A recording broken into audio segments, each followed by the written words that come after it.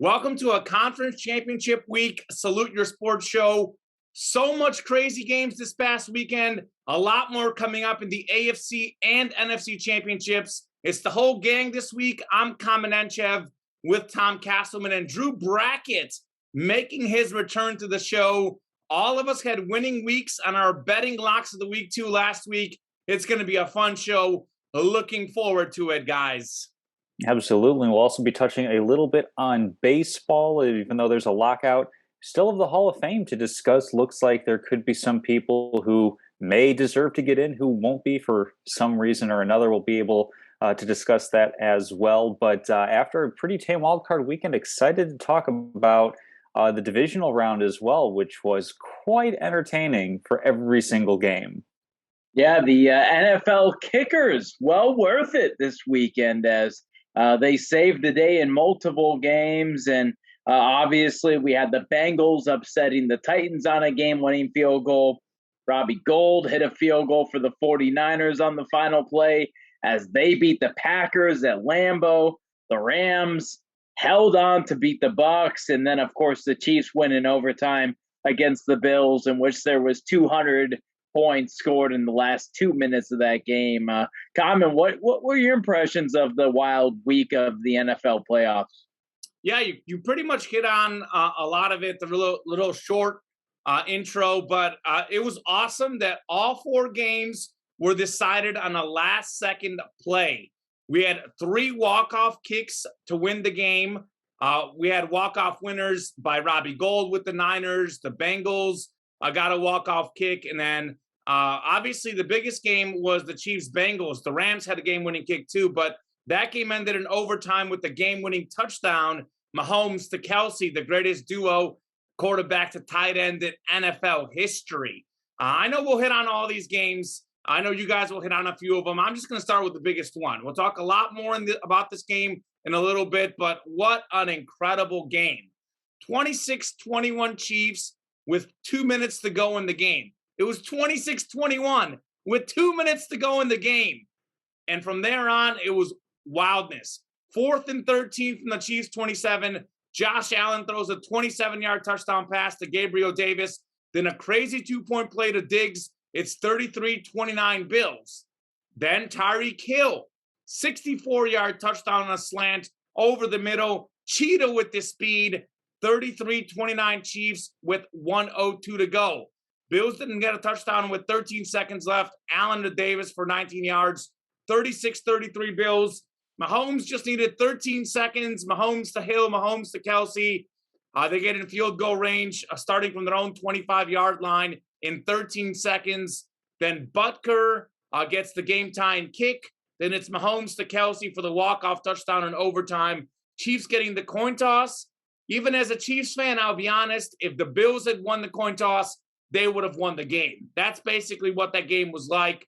We'll have more about overtime rules later in the show. But to me, the thing that stood out is that I think we have Mahomes and Josh Allen is the next Brady and Manning rivalry in the AFC. And I think it's going to be even better because these guys can actually run. They can run to run and run to pass. Better overall, at least more talented quarterbacks. Consistency is the question mark, especially with Josh Allen. But these two guys are going to be great. These are the numbers, by the way. Mahomes, 33 of 44 for 378 pass yards and 3 pass TDs. Also 7 carries, 69 yards and a touchdown. So 447 total yards and 4 total touchdowns. Josh Allen, 27 of 37, 329 pass yards and 4 touchdowns. Also 68 rush yards. So 397 and 4 total touchdowns for Allen. Mahomes beat him by 50 yards, beat him by 6 points on the scoreboard. No turnovers for either guy. Incredible performances from both. We do need to change the overtime rules, but that's something that I'll hit on later in the show. But Mahomes is the GOAT quarterback, 23 passing touchdowns, 1 interception at home in the playoffs. Also, I remember we had the trivia question a couple of weeks ago, best passer rating in the playoffs in NFL history. Well, after these last 2 weeks, Mahomes now has the best passer rating in playoff history. So Allen and Mahomes is the next Brady and Manning. Mahomes is the GOAT, and the Chiefs are going to win it all. That's the biggest thing that I took away from this weekend. Yeah, well, I think the big thing I took away, kind of starting with that game that you've been talking about, Common, is how important it is for an entire team, an entire supporting cast to be playing really, really well. Consider that the Bills lost this game despite the fact that they scored touchdowns on 12 out of 17 possessions in the playoffs. Meanwhile, we flip it over to the NFC side of things and we look at a quarterback, Aaron Rodgers, definitely one of the all-time great players at that position, and yet without having a strong enough supporting cast, a strong enough team around him, finds himself yet again going home in the playoffs in terms of special teams giving up 10 points in effect by missing or letting a kick get blocked, and then this 49ers getting a scoop and score. Just an absolutely massive breakdown on that side of the ball. Technically, that third phase, which is really, really crucial. And so it was really impressive to see different games ending with different strengths and weaknesses in play. Like Bills and Chiefs was like, this is about as perfect as offense can be played.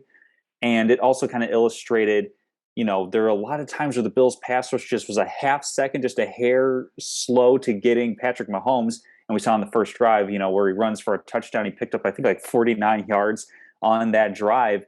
And just how close, how fine this game can be. A great replay on that Packers 49ers game. One of the 49ers linemen on the field goal chopped down a blocker's arm, letting a safety just run in free. It's just like those little things is really incredible to see in a lot of fantastic games. Yeah, it was a lot of fun over the weekend, and we had close games, as you mentioned. Common, you say the Chiefs will win it all. Watch out for the Rams. I think that they have, they're playing well right now, and they beat Brady down in Tampa, so you never know what can happen. But going to the overtime rules, just real quick, in my mind, I get it. You get one possession, whatever, they go down and score a touchdown, you win. But your defense has to play better. The Bills' defense was the number one defense, I believe, in the NFL all season, and you can't stop Patrick Mahomes and company. I don't know if you need to change the rules on that note. I think that your defense needs to step up, and they know it, right? All these guys know the rules. They do, and the Chiefs won, and those are the rules. And to be fair, the Chiefs lost the coin flip in 2018 when Brady and the Patriots were at Arrowhead in the AFC title game, and Patriots went down for a game-winning touchdown. So it seems to even out, maybe not for the Bills, who aren't known for the most luck in the playoffs, but typically seems to even out for most teams. The rules are the rules, though. I mean, the Chiefs did have more total yards in the game as well, and the Bills had several chances to stop them late. So, I mean, I'm good with the Chiefs winning, but I just feel like that battle that we saw between those two quarterbacks, it just like didn't feel right for either of them to lose. Obviously, as a Chiefs fan, I'm happy they won. I was at work, had the game on in the background while I was selling sports memorabilia, and everyone in our chat was commenting, going wild about the game. I had to disregard the chat for 5 minutes. I told them I'm not even going to see what you guys are saying. If you have a box number, let Steven know, who's my co-host producer. So it was a crazy game. The rules, though, I do think need to be changed. But the one thing that did stand out to me, though, is this game, this weekend, is why, to me, Mahomes is better than Aaron Rodgers. Yes, Mahomes has better targets. Yes, we know that. But Aaron Rodgers, and I talked about this last week on the show, Tom, he has two issues. And this is why, obviously, not having good teammates, he needs more targets besides Adams, but he doesn't trust his other targets. He keys on only Adams. He keys in on making smart plays. So it's either throw it to Adams or make a smart play. He doesn't have the ability of Patrick Mahomes to go out there and gunsling and win you as many games. Someone commented on my Facebook, and this is a stretch, but his comment rang some truth. He said that Aaron Rodgers is a glorified Alex Smith, a better version of Alex Smith. No. First off, a lot of people are better versions of Alex Smith. Aaron Rodgers is like 45. Come on now. Aaron Rodgers, Drew Brackett, has never been top 4 or 5 passing yards in the league. He's not a guy. I mean, he's usually top 10 because he's great. Mahomes has been number 1 multiple times. He's been in the top 5 every season he's played. So Aaron Rodgers is a guy. I mean, he's a great player, significantly better version of Alex Smith, but he's a guy who doesn't gunsling. He doesn't make as many big plays. He's a very smart quarterback. You do win because of him, Tom. I'm not saying that you don't, but he's much more of a game manager, but just very, very good at it. Because it showed in a game like that. He didn't look to make the tough plays. I mean, his team, he scored 10 points at home. I don't care if you're playing the Niners defense. I don't care what the snow is, what the conditions are. Aaron Rodgers has to be embarrassed by his performance, and he had to make more plays, and he didn't. When he got in trouble, his only answer was throw it to Adams. He's like, I'm not going to try to throw it to anyone else. I'm not going to try to make a stick throw. I'm not going to turn the ball over. I'm going to rely on a defense and special teams that, quite frankly, isn't very good, which is another problem they have. But to me, watching this weekend just reminded me why I think Mahomes is better than Rodgers. It reminded me why I think Mahomes is better than Brady. Brady, by the way, is amazing, but when Brady is pressured, he does struggle a little bit. You get to him. So does Mahomes. No, he doesn't. That's the point. Mahomes has the best stats in NFL history against the blitz. They didn't win the Super Bowl because his guys were dropping balls, though. That wasn't as much Mahomes' fault as 2 touchdown drops in the end zone. I mean, obviously everyone's going to struggle a little bit when they're pressured, but Mahomes is out there evading the pressure, making plays. Like, this weekend to me showed why Mahomes and Allen are the most talented quarterbacks in the NFL. Allen needs consistency, but this weekend showed me that. And even Joe Burrow, as great as Joe Burrow is, he did take 9 sacks. He held on to the ball too long, didn't get rid of it. Saturday was about defense. Sunday was about offense. That was the other thing. The Titans were the most disappointing team. Titans and Packers, the 1 seeds, were a massive disappointment, both of them. The Chiefs-Bills games, as Tom said, was perfect offense. But I was not really impressed by the Packers or Tennessee because Tannehill had 3 picks. Like, the Titans looked like a mess in that game against the Bengals. And really impressed with the 49ers. They won at Lambeau Field without an offensive touchdown. But I think it was more Tennessee and Green Bay not playing very good football as opposed to the Chiefs, Bills. Those quarterbacks, those offenses were simply too good in those games. Also, the Rams nearly gave the game away. They had 4 fumbles, and none of them were Matthew Stafford's fault.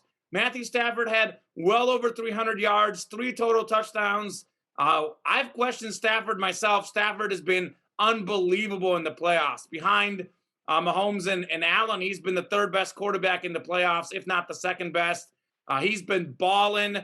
Could be Brady's last game after seeing some possible comments. We'll see if that's the case. But I think Patrick Mahomes and Matthew Stafford have stood out this weekend. And Rams nearly gave the game away, and I have a feeling they're going to give it away against the 49ers. It's going to be a fun week next Sunday. I'm still stuck on the Alex Smith Rodgers thing. We can go to the next. Rebuttal, Castleman, rebuttal. Well, no, it's just like it's not even comparable. Like, how many MVPs has Alex Smith won? Like, you talk about like Aaron Rodgers not being a gunslinger. He threw 48 touchdown passes last year. He threw 37 this year. Like, Alex Smith has never done those things. I'm just telling you, look up how many times. It's like saying like Rex Grossman and Aaron Rodgers are comparable because they both have won one NFC championship. Look up how many times Aaron Rodgers is top 5 in the league in passing yards. It's a stretch. I'm not saying. Oh, did the Packers win 437 passing yards to San Francisco's whatever it was? Like, it's about points. It's about the ball in the end zone. Yards and the Packers have never led the league in points with Rodgers either. They don't lead the league in points usually. And one could say yards are luck because if you have a good special teams unit, you're going to get good field position at times. So one could say yards are just yards are not they're always luck. Stats. Aaron Rodgers is very, very good. He's significantly better than Alex Smith, but they're the same type of player. He's more of a game manager. He just does it so well because he's so accurate and he's so smart. But that's not the definition of a game manager. Not a definition of the game manager. Then he doesn't make mistakes, and he does what you have to do to win the game. He's 5 years ago he could throw the ball around. Now he's just older. Well, no, but the point is he's never been top 5 in the league in passing yards. If he has, it's been maybe once or twice at the most. Like you see like guys like Mahomes, Manning, Brady, these guys are consistently first or second in the league in passing yards. Aaron Rodgers last year in his MVP season, he wasn't top 5 in the league in passing yards last year either. Yeah, because he has Aaron Jones. No need to pass every time. Even when he hasn't had Aaron Jones, though. That's my point, though. He makes a lot of really, really good plays, but he's not one to go out there and like necessarily carry you, put you on your back, and make those crazy Patrick Mahomes plays that only Patrick Mahomes can make. And Rodgers has similar abilities as Patrick Mahomes. I don't think he makes enough plays for me personally. I really don't. Mahomes is borderline reckless. I mean, we know he makes the crazy plays, but Common, when it goes bad for the guy, he's blown several games, including the Super Bowl, because he was just getting sacked or he couldn't. Didn't blow the Super Bowl. They had a drop in the end zone. The refs called some questionable PIs. Oh, you can't blame the refs. He didn't play his best game in the Super Bowl, but I wouldn't say as far as blowing it. I mean, the guy is like his playoff record. He's got like 3 losses and tons of wins. The best playoff passer rating. That's the thing about Mahomes. Mahomes is calculated. He's actually a very smart player. He knows when to risk it. I'm not questioning how smart he is, his football IQ, but sometimes he makes some errant throws, but I think all quarterbacks do that. Well, Rodgers doesn't. That's the point, because Rodgers is smart. He plays to manage the game. He is the all-time greatest game manager by far better than any other game manager we've ever seen. But Rodgers is essentially a game manager. Mahomes is a game winner. Yeah, I don't remember enough to argue the point. So, all right, Castleman can rebuttal. That's what stood out to me. And that's why Rodgers doesn't win in the playoffs. It's just like when it's the biggest stage, and part of it is his teammates. It's a team game. I'm not going to put it all on Rodgers, but he would rather end a playoff game with 0 interceptions than go out there and risk it. That's just the way he plays. He's used to being the smart quarterback and the game manager. That's just his style. And it works for him, but I'd rather have Patrick Mahomes, who's going to go out there. I'd rather risk it all with Patrick Mahomes, put all the chips down, and he may make a boneheaded play, but it's worked more often than it hasn't. I haven't seen Rodgers put all his chips down and make those type of plays. Fair enough. Well, we'll move on to obviously the Bills and the Chiefs game, all-time great games. What are some of your other favorite playoff games that you've seen, Common? I'm going to let Tom start, because I talked a lot here. I'm going to look up something right now. I'm going to let Tom start, because I should have put this exact stats. I'm going to look up some stats. Tom, you tell me some of your favorite games while I do that. If it's game-winning drives, Aaron Rodgers is 27 in his career. That's not what I'm looking up. As far as like favorite playoff games, I mean, obviously the New England Atlanta Falcons, 28-3 halfway through the third quarter. That comeback certainly is one of the more entertaining ones, because we've been spoiled like for a lot of the Super Bowls kind of like prior to our like prime viewing area.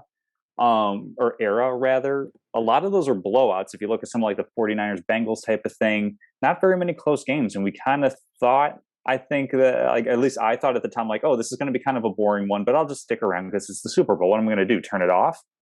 And what a treat that ended up being. Like, that was a fantastic Super Bowl.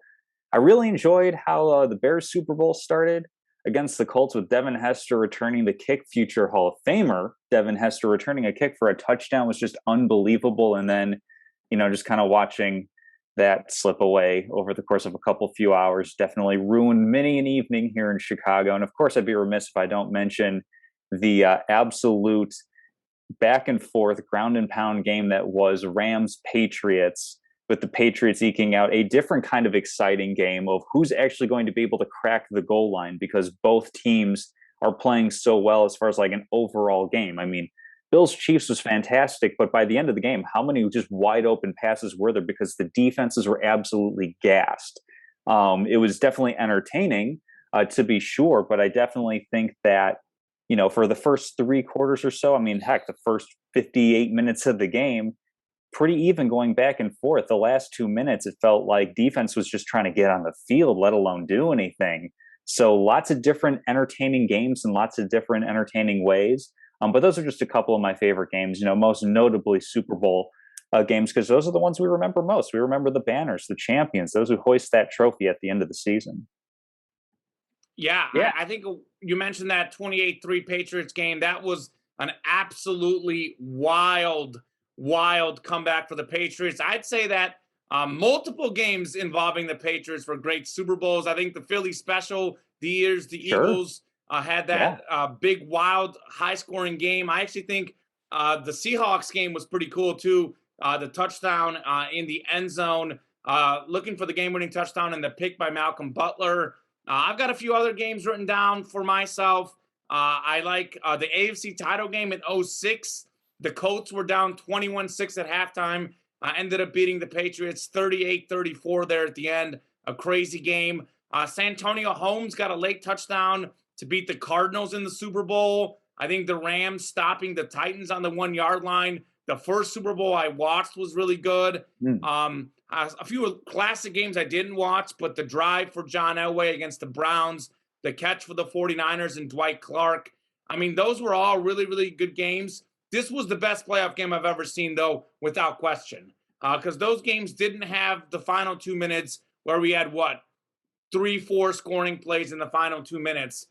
So this was the best playoff game to me, but there are a few others that have stood out.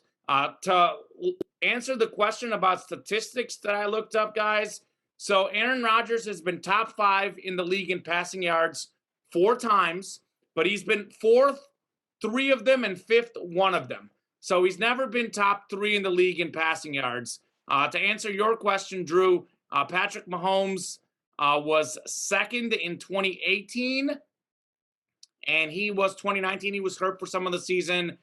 He was 2nd in 2020 and 4th in 2021. So I mean, he's had 2 top 2 passing seasons in the NFL. He's been in the league as a starter 4 seasons. Aaron Rodgers has never had a top 3 passing yard season in the NFL. So keep in mind that Aaron Rodgers had Peyton Manning and Tom Brady for his entire career.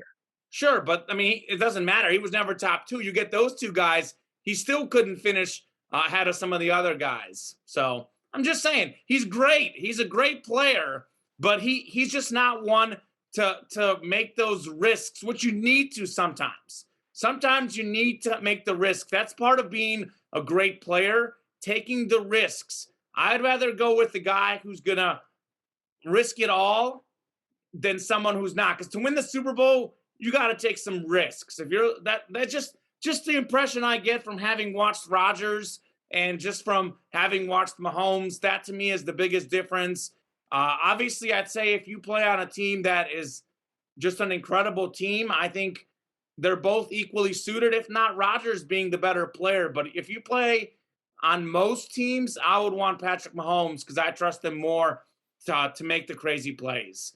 I mean, when do we remember, Rodgers having those crazy game-winning drive, those crazy passes, crazy plays in the playoffs? I mean, I can think of about 6 incredible plays Mahomes has made in the playoffs off the top of my head right now. I can't think of one with Rodgers. The only incredible plays I think of Rodgers is like those Hail Mary touchdowns, which only add to his passing yards on luck plays. I don't know. I just don't think you can, even if you're the best game manager of all time, you don't game manage your way to 3 MVPs. Like, that's why Alex Smith, Aaron Rodgers isn't a conversation for me. Okay, that's fair. Yeah. And it's a stretch. It's a stretch. It's definitely a stretch. But it's just, I'm not saying it's accurate, but I'm saying there's a little bit of truth to it. Like, I saw that comment and I was like, this is not as absurd as it sounds. But obviously, sounds pretty absurd to you. Yeah. Okay. Yeah, I mean, it is pretty absurd, but I as far as the playoff game conversation, I was just going to bring up that Malcolm Butler pick. I mean, that was a great one. Yeah, it was an incredible game, and we had a good streak of Super Bowls that were really close. So, The helmet catch, oh yeah, which David I get Tyree reminded Young. of every time I see a Caesars Sportsbook commercial. I am reminded of that David Tyree helmet catch. Peyton Manning would have hit him in the numbers, probably. I'll tell you this. The only reason I didn't put that game, because that was a 17-14 game, and I like points. And Tom, you texted last night saying that was one of the greatest games you've ever seen. It was a high-scoring game. Makes for a lot more excitement. That David Tyree play. A different kind of excitement, yeah. That was a crazy game, a crazy finish, but I didn't think that was necessarily a great game. This was actually a pretty good game, back and forth, even before the last 2 minutes. I mean, it was 26-21. Both quarterbacks were playing perfect ball. I mean, Drew talked about kickers playing great. The Chiefs actually should have won this game earlier. Harrison Butker missed a PAT and a field goal, so they never should have been in this position. That's why for those folks that say, the Bills deserve to win, I mean, I feel for them with the overtime, but the Chiefs actually were the better team. They should have won it earlier, and then the Bills had the shot at the end. The coolest thing, though, I don't know if you guys saw this. I retweeted it on Twitter. Like, Travis Kelce, they had him mic'd up. He laid out the final drive for the Chiefs. He said, Tyreek, do this. I'm going to shield you. You'll get the play. And then he told Patrick Mahomes, we're not going to run the play that you want us to run. I'm just going to go over the middle. And Mahomes has the confidence in him and says, do it, Travis, do it. And then they did it. And then there's Andy Reid telling Mahomes, when it's grim, be the grim reaper. I mean, there's so many storylines, and the relationship and chemistry and understanding that Patrick Mahomes, Travis Kelce, Andy Reid, and Tyreek Hill have with each other is special. This is the greatest trio on offense in the history of the National Football League. It's better than the greatest show on turf. I mean, it's better than anything else we've seen. And Kelce was a former quarterback at one point when he grew up. He understands the game better than almost any player in the league. For Travis Kelce to have the presence of mind to do that, his relationship with Mahomes is special. And that's why I think Mahomes is going to pass up Tom Brady. He's going to win 8 rings, and it's because he's going to have Travis Kelce with him. The love those two guys have for each other is unbelievable on and off the field. So just Mahomes and Kelce, the two of them, it's just like in sync. It's unbelievable how in sync those two are.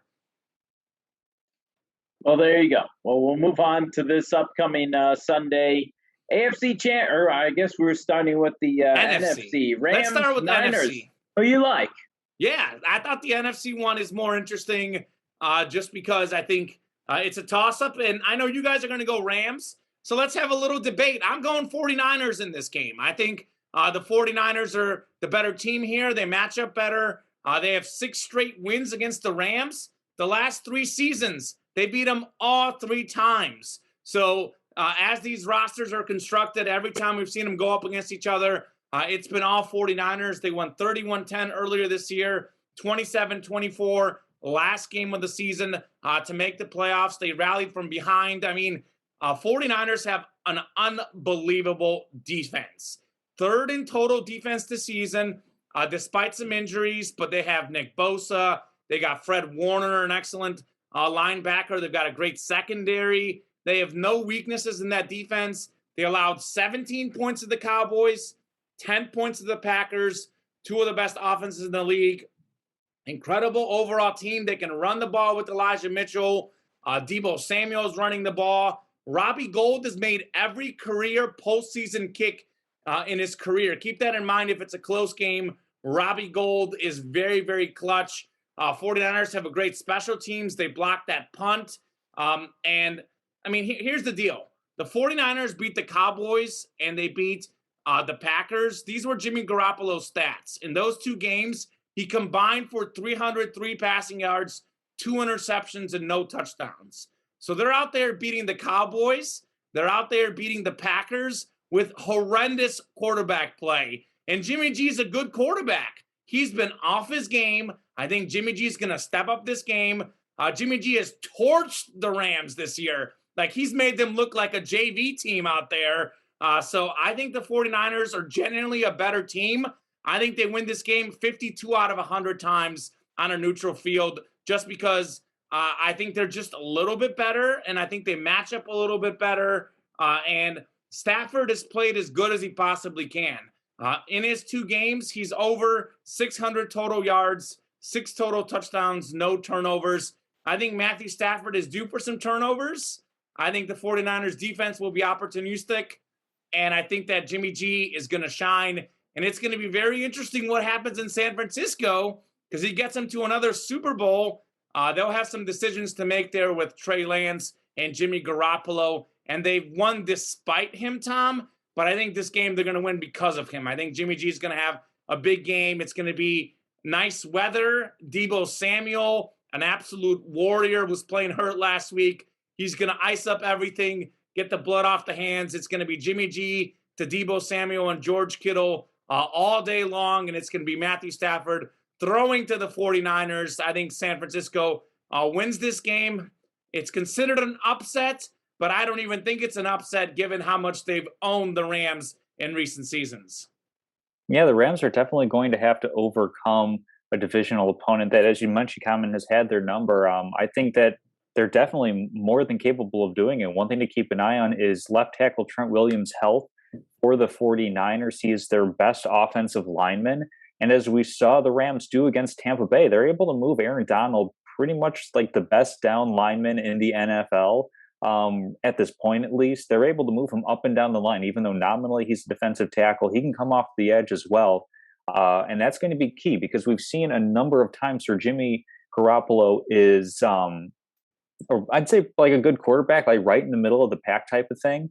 But unlike some of the great quarterbacks that we discussed earlier in the show, he doesn't necessarily perform all that well under pressure. I mean, there's that famous picture in the Super Bowl where he's throwing the ball with his eyes closed at one point, just trying to get it out of his hands and just put it up for grabs. And unfortunately, wrong team came down with that one. The right team. Well, from his perspective, the wrong team came down with that one. So it's one of those things where protection is going to be key. And if any team can protect a quarterback, it's going to be the 49ers because they use their run game, because they use a lot of bootleg action, moving the pocket, a lot of play action as well. That's going to be the key to the game is, between 2 really good coaches, who's going to come up with just a little bit better of a game plan, and then whose quarterback, whose team is going to execute it better. I mean, I think you can put, Cooper Kupp and Deebo Samuel at least in the same conversation in terms of impact that they have on their teams on offense. And then it's going to be, pretty evenly matched with weapons after them. It just comes down to, is Stafford going to make a mistake like we've seen him make in the past, or is it going to be Jimmy G? I think that's going to be an interesting conversation in its own right. Drew, what do you think? Who do you got in this game? I mean, Tom, you're picking the Rams, right? That's been your team the whole year. Yeah, okay.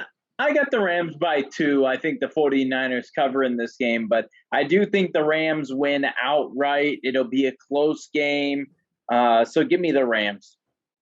Yeah, one thing to think about that I'll tell you this. I think Kyle Shanahan is the most underrated coach in the NFL. I think he's a phenomenal coach.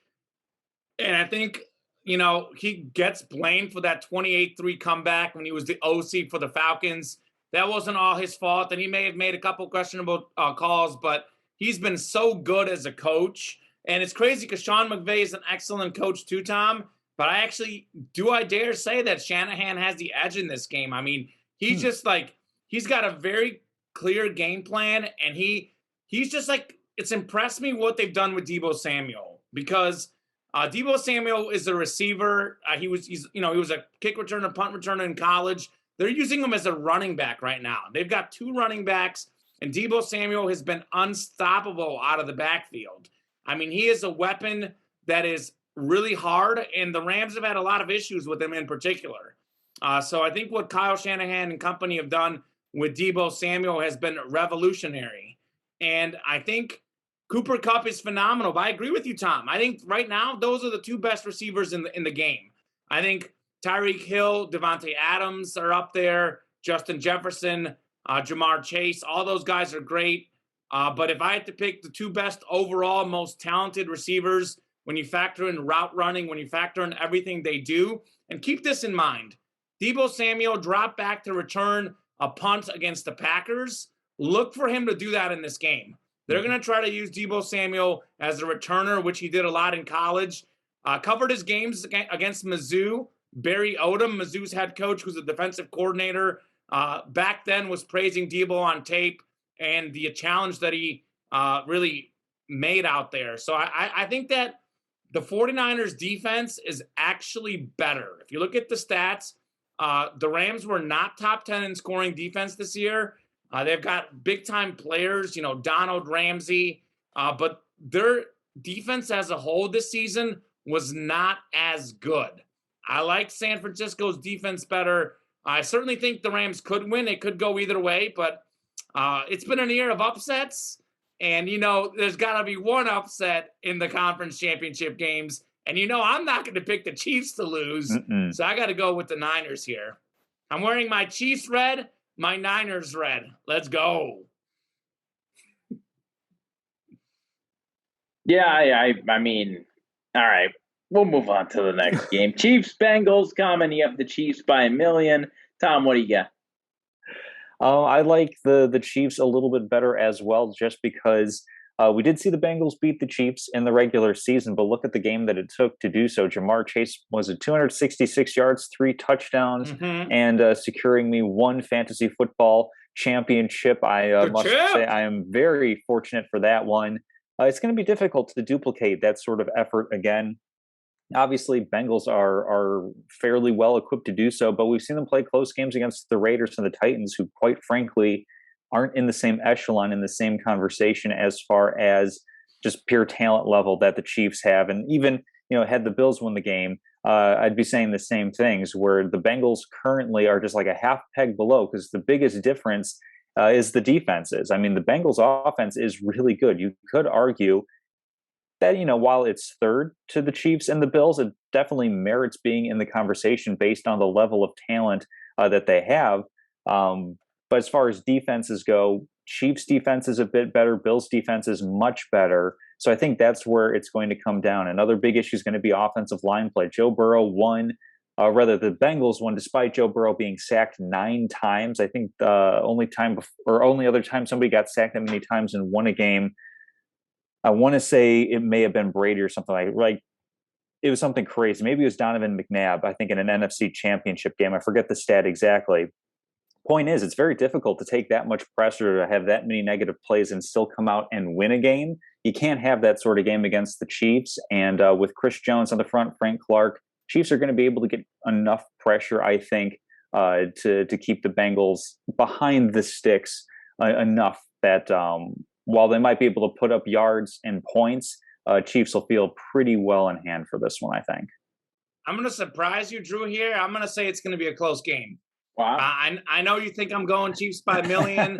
I think it's going to be a close game, and I think it's going to be a shootout. That much is obvious. I look at kind of a repeat of that Chiefs-Bills game, because you look at these two teams, Chiefs had the 6th worst pass defense in the league. The Bengals had the 7th worst pass defense. Chiefs 4th in pass yards, Bengals 7th in pass yards. So, I mean, we've got 2 top 7 passing teams and 2 top 7 worst passing defenses.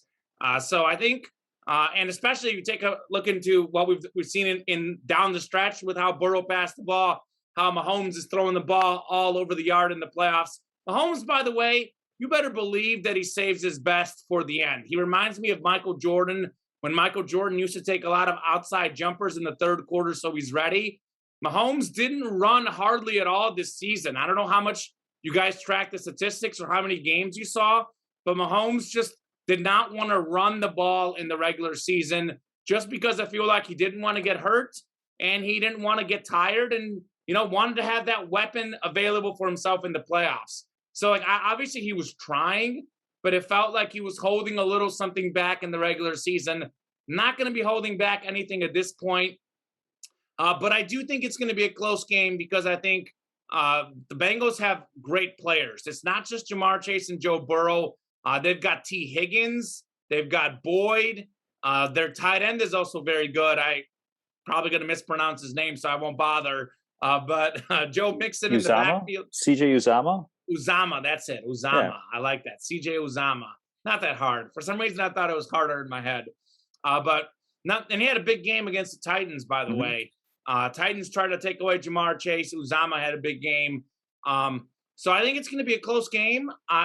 Believe it or not, the Bengals somehow kept Hill and Kelsey at bay last time out. I don't think that's going to happen again. But just from the fact that we saw how vulnerable the Chiefs secondary is, I know there's some injury concerns with Tyrann Mathieu as well. I think this is going to be one of those games where whoever has the ball last might win again. I do trust the Chiefs more. Obviously, Mahomes, as I said earlier, 23 touchdowns, 1 interception at home in the playoffs, 42 points, back-to-back rounds. You know, he's over 400 total yards, back-to-back games, 4 or 5 touchdowns a game the last couple of games. I mean, I do like the Chiefs. I think they have just a little bit more firepower. I think that Mahomes is a little bit better than Burrow. I think Kelsey, again, it's similar to the last meeting. Even though T. Higgins is great, Boyd is great, Kelsey is a lot better than any of those guys' second option. And I don't know who the best option is, Hill or Kelsey. Depends on where you go. But those two are such a good duo that I like the Chiefs, but I like it close. I think the Chiefs surprisingly have not been great at sacking the quarterback this year. They're in the bottom half in the league in sacks as a defense. So Joe Burrow should, in theory, have more time. But Chris Jones, if he plays like he can definitely disrupt things. But if Joe Burrow has time, this will be a close game. If he isn't given time to throw, this could get ugly. I mean, certainly the Chiefs winning big would not surprise me, but I have a feeling that they win 3 to 4 points. I like the Chiefs in a close game. A shootout, though. I think both teams are going to put up points. Definitely look for the over to hit in this game if you're looking for a mortgage bet somewhere. Of course. Well, who do you have winning the whole thing, Tom? I will revert to my preseason pick, Rams over Chiefs. Okay. Strayed a little bit with the Bills. Back on that one. Love it. How about you? Who was my preseason, Tom? You had Rams over Bills in the preseason. Oh, okay. All right. We'll do the Rams over the Chiefs then. Okay. So you guys are going Rams over Chiefs. I'm going Chiefs over Niners. You guys are both aboard the Rams bandwagon. I think, I mean, again, it could be the Rams. I think all 4 of these teams are capable of winning the Super Bowl. I mean, we saw it last week. All 4 games decided on the last play of the game. There's a lot of parity in the NFL. I know I'm talking up Mahomes a ton, and rightfully so. But, Tom, you know this too, as we talked about the matchups in the last Super Bowl. The Chiefs have 3 unbelievable players, 3 all-time great players at their position, but they are inconsistent and shaky at times on defense. They don't necessarily have a great running game. I think I wouldn't call it a weakness, but I wouldn't necessarily call it a strength either, their offensive line and their running backs. So they're obviously a Hill or Kelsey injury away from losing. So I don't necessarily think the Chiefs are invincible. I actually would not be shocked if the Bengals win. But I'm going to go ahead and pick my preseason pick. I had Chiefs over Bucks. I'm going Chiefs over Niners instead in my revised Super Bowl. It's going to be a lot of fun, though. Definitely something to look forward to. And it's crazy that the Chiefs just keep getting there, man. 4 straight AFC Championship games, about to be 3 straight Super Bowl appearances, could be 2 out of 3 Super Bowls. And Andy Reid, if he does win the Super Bowl, second all-time in career playoff wins. And he's only 6. He would be 16 behind Belichick. I know that number sounds like a lot, but if he wants to stick around and play with Mahomes, we could be talking about Andy Reid being the greatest coach of all time. Wow. Yeah, that could be very interesting. Yeah.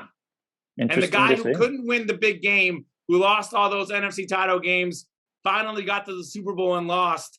Imagine if he ends up being the guy who does get a lot more Super Bowls. Because I think the Chiefs have, I told you this, Mahomes and Kelsey and Hill, they have a special relationship with each other. They have a special relationship with the city of Kansas City. I don't think those guys are going anywhere. I really don't. I would be shocked if any one of those guys goes to a different team. Mahomes is locked up for 10 years, but I think, if you're Travis Kelce, why would you go somewhere else? You're so beloved. You're playing with the best quarterback in the game. They're such a huge target, as is Tyreek Hill. Like it just doesn't seem like that trio is going to be broken up anytime soon. Age and injury is the only thing that looks like it might stop him at this point. I mean, Hill's like 27, 28. I mean, Kelsey's a little older at 32. But definitely, we've seen, plenty of guys play a lot later into their career. Tony Gonzalez is a classic example of a tight end who played well into his 30s. So yeah, they could definitely be sticking around. It's just a matter of making that pesky cap situation work out, so you have enough of a supporting cast to go through anything that you might have hardship wise on injuries. Sure. Yeah, that's always the way. Comment, did you want to talk some baseball? Yeah, let's get on Big baseball real Papi's in the fast. Hall of Fame. We have breaking news. David Ortiz is the only inductee to the Hall of Fame this year.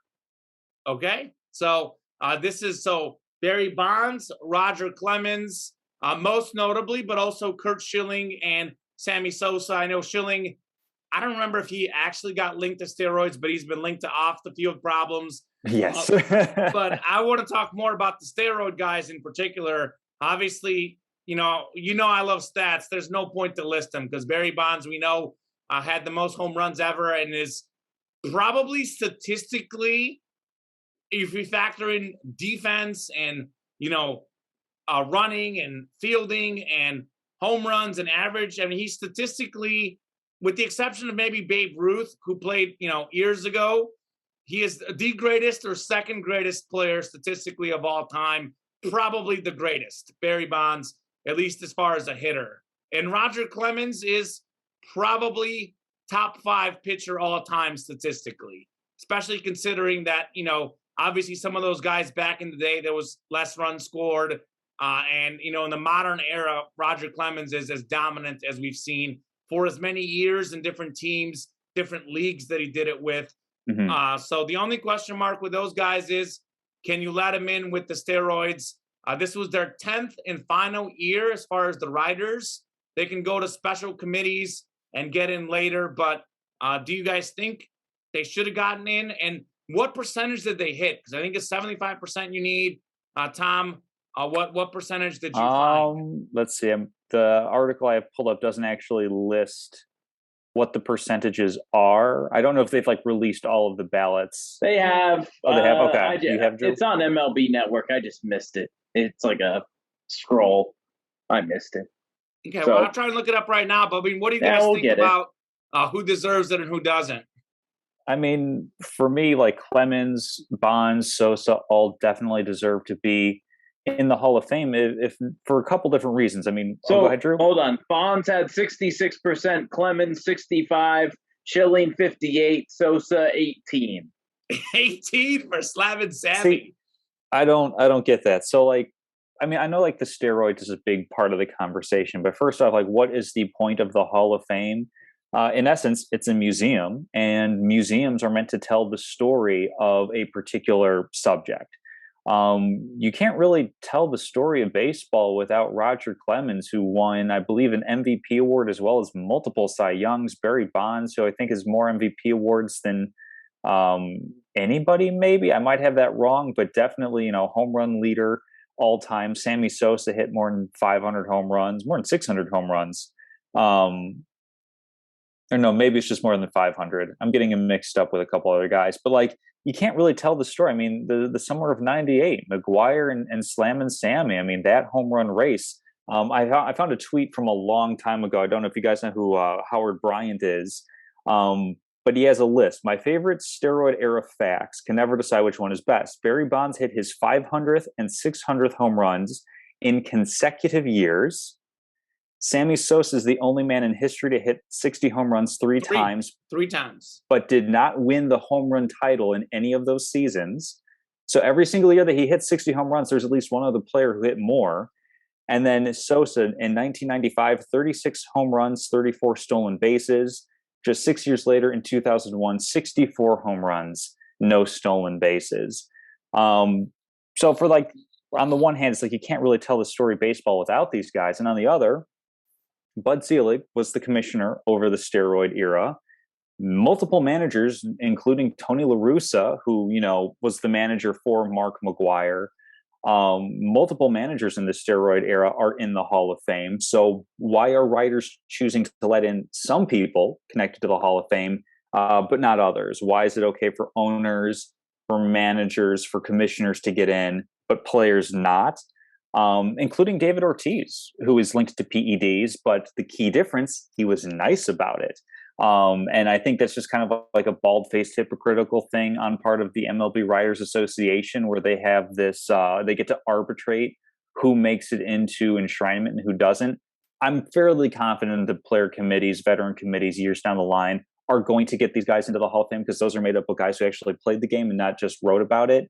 I don't think you need to play a game to observe it, but I do think that you need to talk about how the game that you observe, you need to talk about it truthfully.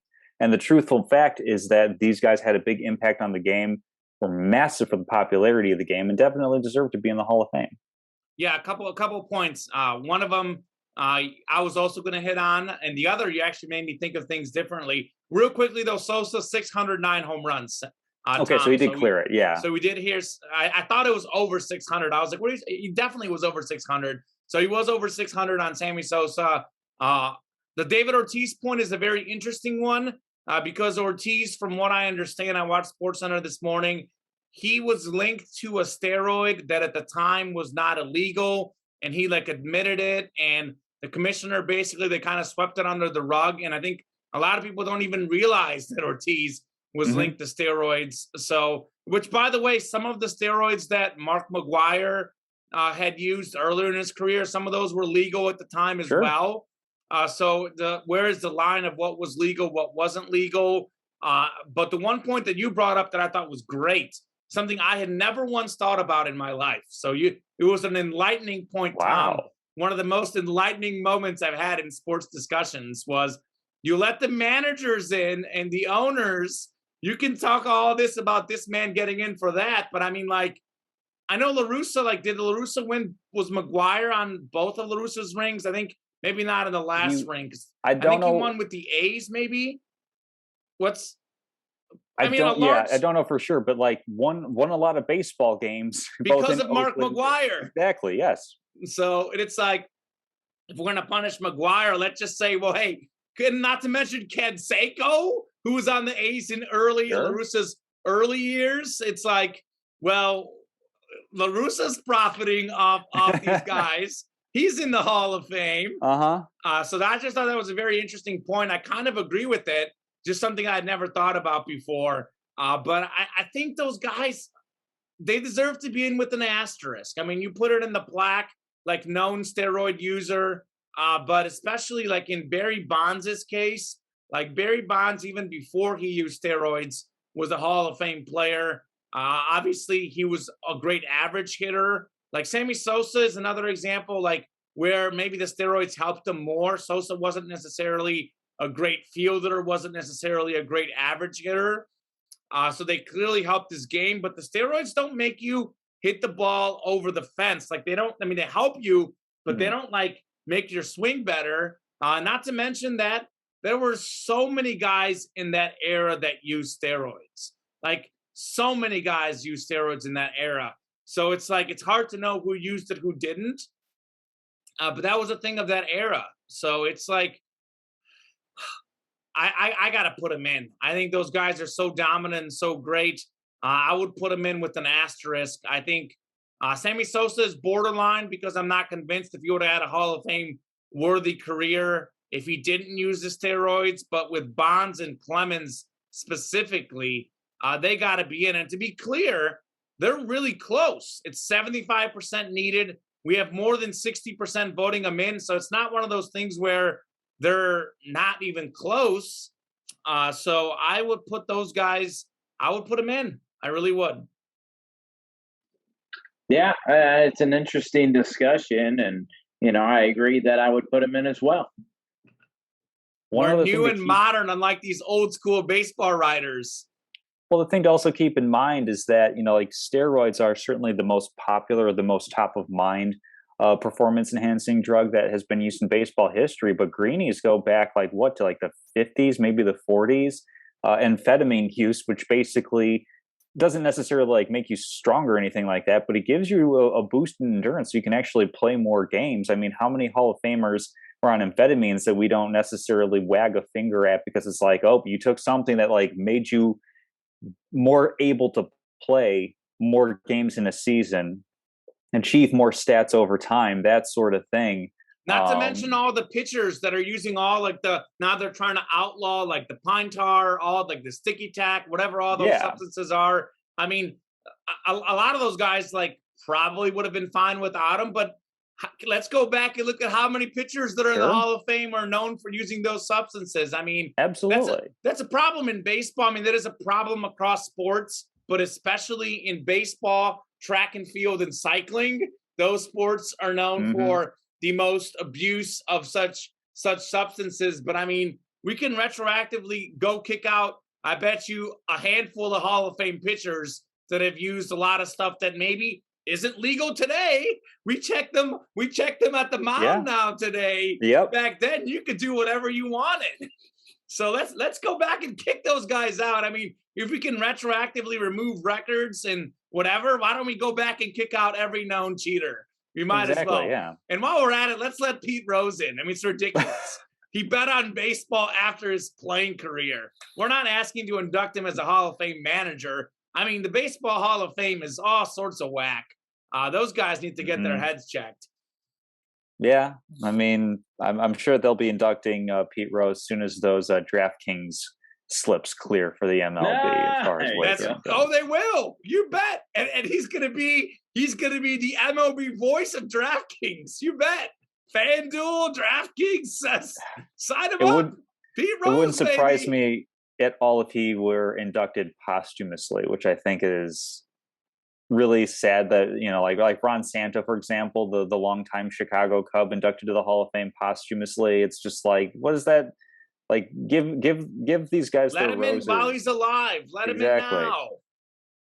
And it's like we don't see Michael Jordan and Charles Barkley getting kicked out and not getting into the Basketball Hall of Fame. By the way, there's a lot of rumors that Michael Jordan bet on games while he played. There isn't proof on that, but there's actually legitimate I've heard that rumor, that happened while he was actually as a player. The only stuff we have of Pete Rose is when he was a manager. So we might as well kick out Michael Jordan and Charles Barkley. Phil Mickelson, kick him out of golf. He's a better. Let's kick all these guys out. You know, come on. Live a little. Well, that'll transition us into our locks of the week. Common, how'd we do? Oh, we did fantastic, Drew. It was, well, this was a good week for me. I haven't done as well this year. I've had some great betting years the last few years. This last year hasn't been great, but this new year might be the new turn. I was on fire this last week. 4-1. It's almost as if the betting gods are like, oh, he's not going to bet on DraftKings this week. Let's not give him all this money he would have won otherwise. But 4-1 this week. I had the Chiefs -2 over the Bills. They won 42-36. Chiefs Bills over 54.5. Correct there, 78 points. Bengals +3.5 at the Titans. Correct, the Bengals winning 19-16. Bucks -3 over the Rams. Rams winning 30-27, the only one I missed. Then I had the Niners +6 against the Packers. Niners winning outright 13-10. Drew and Tom, you guys are first and second this year in the standings. Drew went from last to first. You guys were both 3-2, so a winning week for the show. Drew, you had the Titans covering against the Bengals, missed that one. Packers, Niners under 47.5. Boy, you didn't have to sweat that at all. You were right on that one, 13-10 ball game. You had the Rams +3 at the Bucks. Got that right. Rams winning by 3. Bucks, Rams over 48.5. 57 points there. Bills +2.5 at the Chiefs. You missed that one. Chiefs winning 42-36. Tom, you also missed the Bills line. You hit the 49ers line. You hit the Bengals line. You hit the Rams line. And you lost your good old NBA prop. You did really bad with these last year. You've been starting to do very well with them this year. All right. You couldn't get them all right, though. You missed Karl Anthony Towns over 23.5.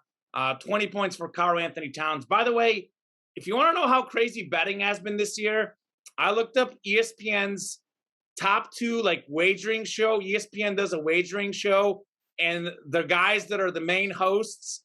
One of them, by the way, is a former Columbia, Missouri sports anchor at KMIZ, Tyler Fulgham. I don't know if you guys remember him. He was there when we were students. He is like 10 games under 500, and the other guy is like 12 games under 500. And there's ESPN's betting analysts. So, heck, even I'm better than those guys. You guys are further ahead.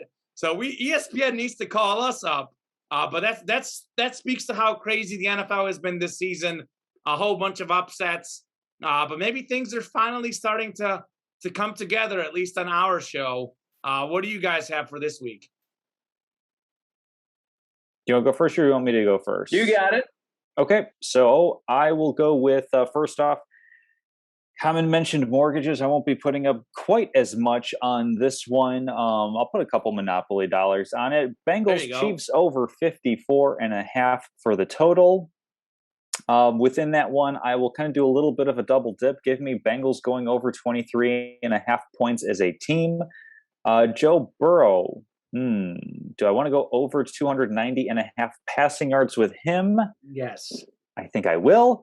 And then flipping over to the NFC side of things, give me Rams minus 3.5, and then Cooper Kupp over 105.5 receiving yards. He got 118 and 122 in the 2 meetings with the 49ers previously this year, so I think he'll be able to clear that pretty well in the playoffs.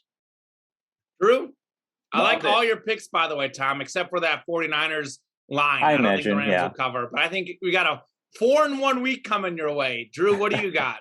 I got a 5-0 week coming my way. I like the 3.5 numbers. So I have 49ers plus 3.5 over the Rams. Rams game under 46.5 points. I'll take the Chiefs minus 7.5 over the Bengals. Then a couple of NBA plays. The Nets plus 3.5 tonight, and then the Mavericks plus 3.5 as well. That's Nets, Lakers, and Mavs, Warriors. Correct. And Drew, I've got the Warriors in that game. Of course. So that'll be fun. That'll be fun to watch tonight. I think both of those are TNT games. I think Anthony Davis returning for the Lakers tonight, I believe. And that game is at the Nets. I think no Durant, no Kyrie, and I think Harden's going to be there. By the way, we're going to talk NBA next week, and we'll pretty much start talking NBA a lot of weeks to come. There are some interesting reports surrounding James Harden. One, that he's not happy with Kyrie Irving, that he's looking to maybe go to another team in the offseason. Also, that Harden and Ben Simmons trade rumor. So a lot of interesting stuff surrounding James Harden and the Nets right now. But I think you're going to have a solid week, Drew. I don't think you'll go 5-0 though. As for my picks, I do agree with you on 2 of them, Drew. So this bodes well for me. I agree on 2 picks with Drew. I've got 49ers plus 3.5 at the Rams. I talked about it earlier in the show. 6 straight wins for the Niners against the Rams. Won 31-10 and 27-24 this year. They've got a great defense to slow down that high-powered Rams offense. 3rd in total defense this season. Incredible in the postseason. 17 points to the Cowboys, 10 against the Packers. Game's a toss-up, but with those 3.5 points, I really like the Niners to cover. And I do like them outright to win if you want to put a little plus money on your side. I also like the under in that game, 46.5 total points, 41 and 51 points in the 2 matchups this year, right in the middle there. But that second game went to overtime, was low scoring most of the way. I think we got 2 very good defenses, pretty good offenses, but I think the defenses hold strong here. 49ers run the ball, run the clock, and keep it low scoring. I like under 46.5. Then I'm going to agree with Tom. I'm going Chiefs Bengals over 54.5. That's my one mortgage bet. If you had to pick a mortgage bet, that'd be the one. 34-31, 65 points in the earlier meeting. I mean, Chiefs have scored 42 points in each of their first 2 playoff games. Mahomes, Kelsey, Hill, Burrow, Jamar Chase, T. Higgins. I mean, so much firepower on offense. And I mentioned that these 2 secondaries are pretty bad. Chiefs were 6th worst against the pass. Bengals 7th worst against the pass. These teams are great passing teams, great receivers, great quarterbacks, weak secondaries. Look for a lot of firepower on offense. And I was thinking to choose between these 2 ones. I like both of them. I'm going to pick only one. I like Chiefs over 30.5. But I do like the Bengals over 23.5 as well, Tom, for the record. But I'm going Chiefs over 30.5.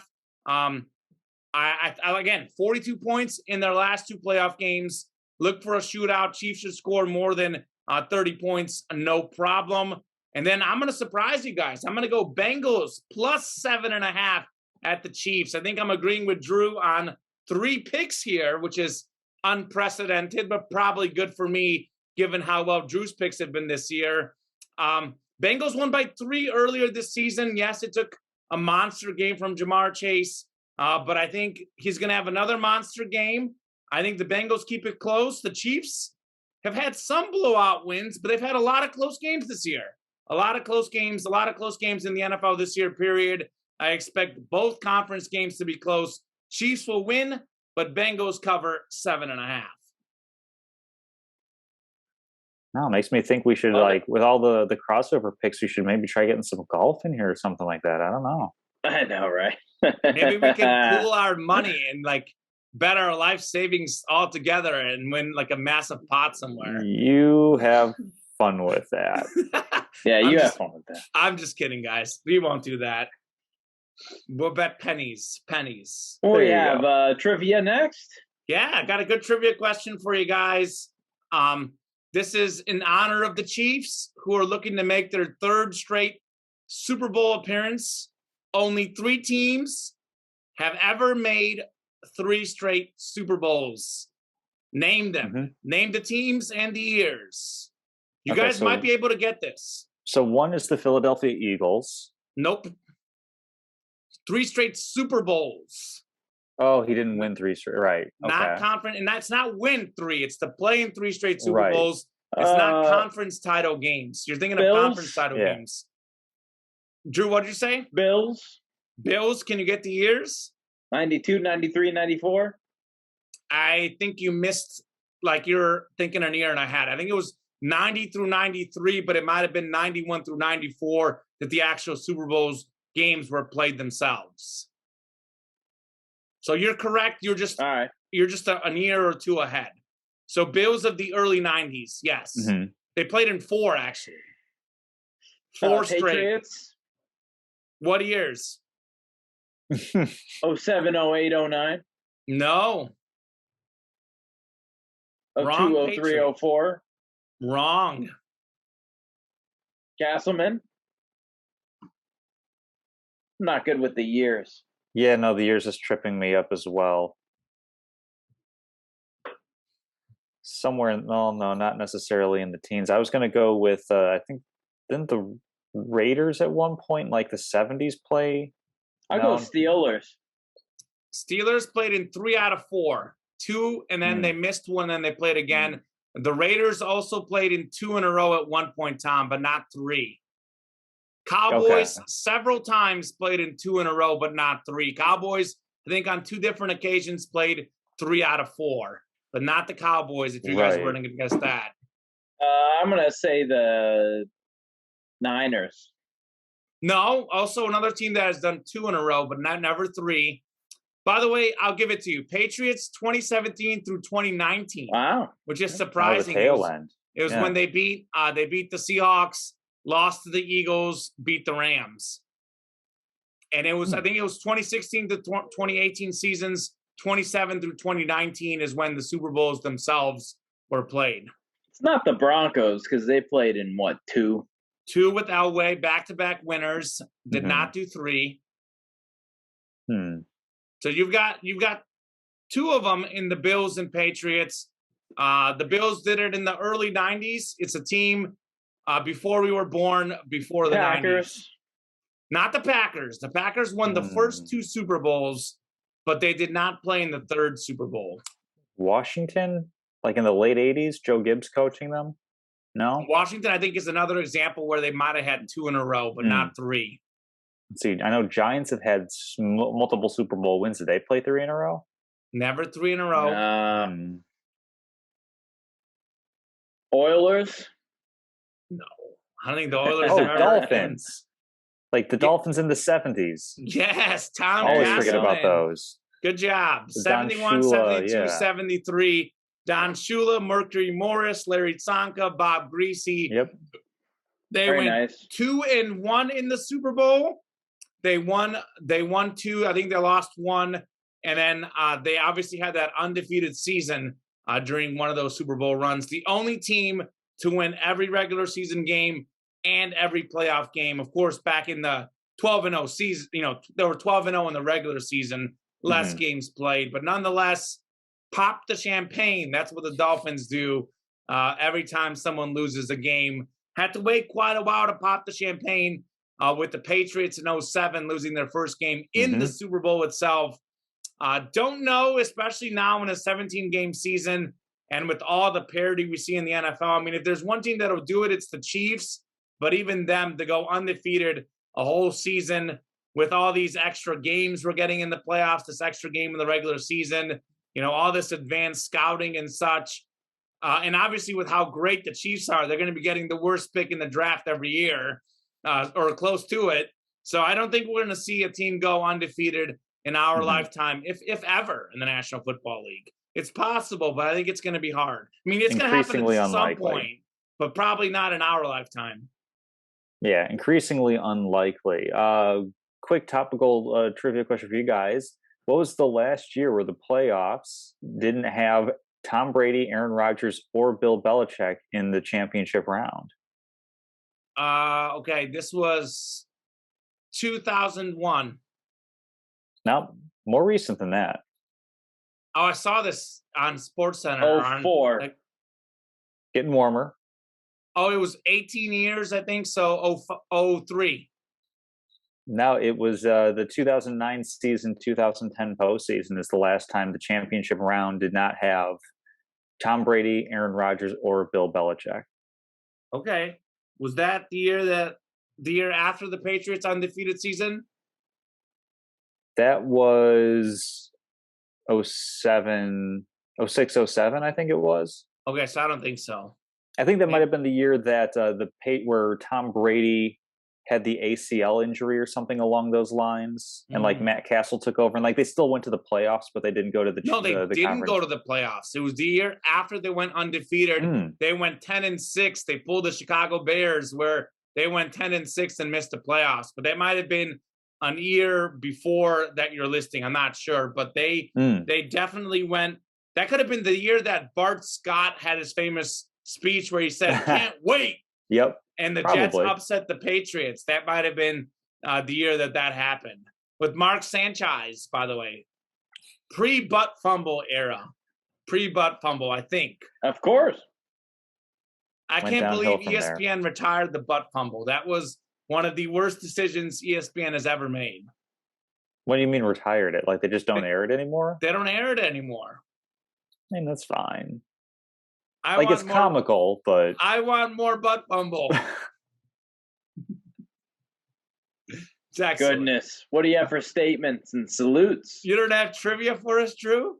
I do not. Oh, what a shocker. I know you're stunned, and I don't have a salute either. So you guys can carry the show here. I will jump in with a quick salute before we get into a statement that I'm 99.9% sure. I know what your salute is. As soon as you say it, I'm going to say it with you. So go ahead. Okay. Kansas State's Ioka Lee scored 61 points in a WNCAA game, setting the record for most points in a game in women's college basketball. So a salute to her on that. And I think she shot like 22 for 30 from the field, something like that. An incredibly efficient game, and definitely an outstanding accomplishment on her part, making history. Not what I thought you were going to go with. I thought you were going to go with Sean Payton. Sean Payton announced his retirement from the NFL this afternoon. I'm not sure if you saw it, so salute to Sean Payton, one of the great offensive minds in NFL history, won a Super Bowl, had multiple winning seasons with the Saints. Keep it brief on that salute. Also a salute to Rafa Nadal. I watched some Australian Open last night. I haven't watched very much Australian Open. It's usually like my tradition watching it late at night this time of year. For whatever reason, I haven't watched as much tennis this year, but I did watch last night, and boy, was it captivating. So Nadal won the first 2 sets, then he lost the next two. He's been dealing with all sorts of injuries. He's got a stomach bug. He's had COVID recently. Like, he's come back through a lot, quite frankly. And he battled in that 5th set and won the 5th set. It's a testament to his mental toughness. You know, I'm a Roger Federer fan, my second favorite athlete. Lionel Messi, my favorite. Patrick Mahomes, probably my 3rd favorite right now. I do love Steph Curry and LeBron as well in that discussion. But Roger Federer, a huge fan of him. But I just can't help but not respect Rafael Nadal. He is just arguably the most mentally tough athlete I've ever seen. So he's back in the Australian Open semis. He's got 20 majors. Novak Djokovic, unvaccinated, not let into the tournament. He's got 20 majors. Roger Federer has 20. Nadal looking to get it at the Australian Open. This will be interesting to see if he gets it done. Daniil Medvedev, one of Drew's favorite tennis players, is the favorite. So we'll see what happens. Those two could potentially meet, I believe, in the final. I got to look at the draw again. But Nadal is through the semis. I think Medvedev still has a quarterfinal match to play. As for statement of the week, Tom, yes, you are 99.9% sure where I'm going. So I'm just going to go ahead and go there. I know we talked about it briefly earlier, but got to say it. NFL needs to change the overtime rules. And I say this as a Chiefs fan. So you know I'm not biased because my team won because of the overtime rules. But I still felt bad for what happened. I think we need a hybrid NFL and college model. So the NFL has it almost right. They do have it right where if you get a field goal the first drive, the other team gets a chance to answer back with the field goal. So just change it a little bit. If they get a touchdown, give the other team a chance to answer with a touchdown. And then the following drive, they get a field goal or touchdown, give them another shot to answer back. And quite frankly, like in the regular season, I mean, to have 4 drives, like, you know, they end after the original overtime. So you're not going to slow down regular season games much by doing this. We don't even have, quite frankly, that many overtime games to begin with. As far as the playoffs, I mean, it's the biggest stage in sports. People love close playoff games. I don't think anyone would have been upset if that Chiefs-Bills game continued. And I don't think anyone really is upset with NFL games for being too long. So I think change the overtime, give both teams a chance. I know, Drew, you're right. The Bills couldn't stop anybody, but you're going up against the greatest player in the history of the National Football League on his home field with great targets to boot. I mean, who could stop Patrick Mahomes? That's the whole point. Bills have the #1 defense in the NFL, as you mentioned. They weren't going to stop Mahomes. And the Chiefs weren't going to stop Josh Allen either, had the Bills gotten the ball. So it's one of those games where keep going, duke it out, keep rolling. Let the players decide the game on the field, not the NFL rules. Let the offenses, I mean, the NFL is all about offenses these days anyways. So go all in, change the overtime rule. I would love to see Josh Allen have a shot in that scenario to answer back against Patrick Mahomes. Yeah, I don't really have any issue with, you know, how the game ended in terms of, you know, everyone knew the rules going in. Yeah, no, I agree. To the overtime and everything. I'm a fan of changing it as well for the simple matter of a few statistics here. We all know that a coin flip is what, 50-50. And yet since 2012 with the new overtime rules, the playoff overtime coin flip winner is 10-1. Regardless of who's at home, who's away, it's the coin flip winner is 10-1. 7 of those overtimes had the winning drive on the first drive, so that the other team 7 times literally had no opportunity to go out there and put their offense on the field.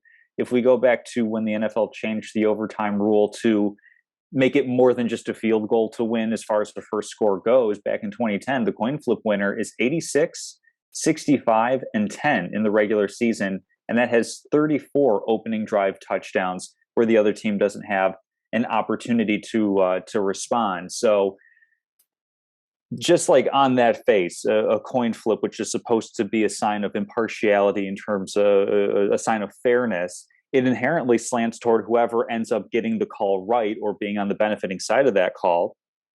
And it hasn't been as big of an issue until the recent couple of years come, because as you mentioned, more and more and more, the NFL rule book is slanting, is changing to put more offense, more emphasis on an offense in the game, so that there's more points on the board, there's more scoring, there's more, tendency to go betting on that sort of thing, to go chasing, Chiefs 20-1 on the money line with 13 seconds to go. Saw a pretty handy a payout on that one on of my Twitter follows.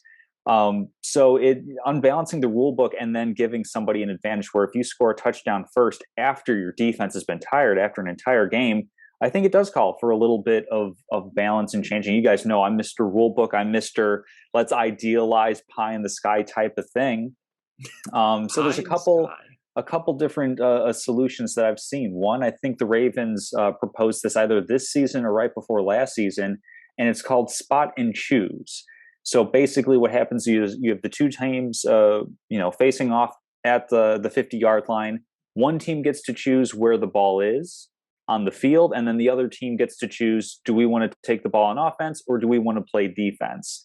And that gives an element of agency to both teams, quite frankly. That allows for strategy to come into play. Do you say, hey, we'll take the ball at the 20-yard line or maybe the 15-yard line to try to incentivize them to play defense and give us that opportunity to score? That at least gets it a little bit more fair than a touchback, balls on the 25. You only have to go, 75 yards to score a touchdown type of thing. Another solution you guys might be interested in thinking about, whoever wins the coin flip at the start of the game chooses to receive or defer. And then whatever decision you make at the start of the game is also thereby the start of overtime as well. So if you choose to kick the ball to start the game, that means the other team's going to get the ball in overtime. So again, leading to some strategy. And then, teams can kind of know at the end of a game, hey, do we need to go for two instead of kicking the extra point to tie, knowing that the other team is going to have the ball already? Leaving it to a coin flip, it's kind of difficult to strategize for what overtime is going to be when you literally don't know who's going to possess the ball at that point in the game. So just a couple different things that I've seen, thought about, and, think could be pretty decent ideas, but it definitely highlights the inequity between, great offense is overcoming great defense in a way that's unbalanced, like we haven't seen, even like a decade ago as far as the NFL goes. So just a couple of solutions. I do think it needs to be changed up a little bit. I have a response to you, but first I want to know what the saying pie in the sky, what does that mean? Just like an ideal thing that's kind of difficult to bring about. World peace is a pie in the sky What he wants, concept. Yeah. Okay. All right. World peace. All right. Sounds good. Well, hey, Tom, by the way, I think those things you brought up are very interesting. I actually believe in it just being put it at the 25. Let both teams start at the 25 or start with a kickoff, whatever. If you want to start with the kickoff, that's how you normally would start the game, which is often at the 25, the way they're booting it out of the end zone now. I think everyone should have the exact same playing field in those games. And you brought up all those teams scoring first. Well, yeah, because the NFL is slanted towards offense. But I think you said, was the stat 10-1? 10-1 in the playoffs. 10-1, and there were 7-0 on first teams.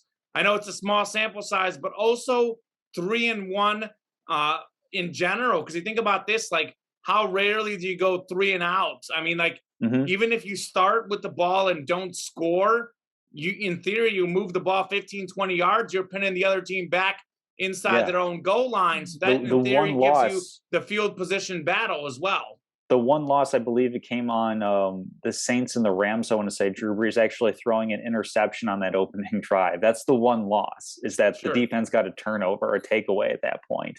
Sure. So it's even without that mistake, it took that kind of mistake for that to be a win. My point is, beyond the obvious you scoring a touchdown, I feel like you set yourself up with good field position. I mean, you've already got the advantage, and it's like, I know Drew's point, like, you got to play defense, but I mean, the league is surrounded by offense. The league is designed for offenses. The rules are designed for offenses. The players are so good on offense. The coaches are so good strategizing offense. I mean, it's obviously easier to get a completion than it isn't. The quarterback's completion percentages are better than 50%. So it's an unfair advantage on the coin flip. I mean, we don't really see that in any other sports. In basketball, you got 5 minutes, you line them up you do a jump ball, whatever. Maybe the winner of the jump ball is a slight advantage if you want to go that far. But it's like it's the same rules. I think football is the only sport where you legitimately have an advantage to start the overtime, and it's decided by a coin flip, which I don't think is right. But it's a good debate to have. I hope it's a rule they changed for good, though, because I remember they changed that pass interference rule a couple years ago after that NFC title game, and then they changed it back, which is another debate to have anyways. But, like, change it for good. This is one that definitely has to stay for good. Change the overtime rules. And I do think it's going to happen because if you're on Twitter in the age of social media, most fans are outraged about this.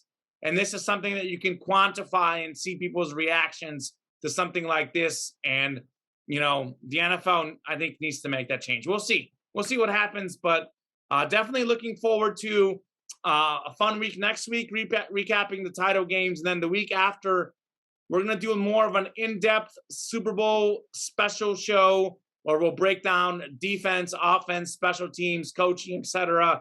I think we can have a little fun for some prop bets, including, Super Bowl anthem length, coin flips themselves. I know Drew and I have our annual heads, tails bet, which, Tom, it is to no surprise, Drew is cleaning me out on heads, tail bets. My luck is not on my side on those for sure. Well, to paraphrase something my dad might say, I'll take the edge of the coin in that flip. Okay. What does that mean? That the coin would land right on the edge. Oh, okay. I don't think that's going to happen. We'll Probably see. Not. But if you lay enough odds on it. Sure. Yeah, by the way, that's really interesting, that tweet that you mentioned, getting the Chiefs money line down 13 seconds. DraftKings offered a free $30 bet. So I hadn't been betting. I bet it like early in the game when the Bills were on the goal line. It was 0-0, and it was like Chiefs plus 100. So you bet 30, you win 30. So got my $30 win. I wish I had used that free $30 bet in that situation because that paid out pretty handsomely. The guy I saw put up $100, 120, 100. So pretty good. Ooh. That's a good one. Don't think about it too much. We don't want to be chasing out here. That's a good one. Hey, with Patrick Mahomes, that's the key. By the way, the Chiefs, Tom, I'll say this. They were down both playoff games so far, and they were down the year they won the Super Bowl. They were down double digits against the Texans, double digits against the Titans, double digits against the Niners in their Super Bowl run. The Chiefs were down double digits, all 3 wins, down 7 points the first 2 games this year. In fact, last year they were down early against the Bills as well. So if you're looking to make any in-game action bets, hope the Bengals score first, then hop in on the Chiefs. That's the way to go. All right. Well, hey. Absolutely. Great show. Drew, glad to have you here on the show. Oh, yeah. I will try not to have anything too crazy next week. Aaron Rodgers will not be in the show. He'll be watching from his couch, as will Tom Brady. The Couch Brothers, that's what we call them. Goodbye, Brady. Goodbye, Rodgers. The future's now. It's Mahomes. It's Allen. It's Burrow. Let's get it, baby. Chiefs over Niners in the Super Bowl. Have a great one, guys.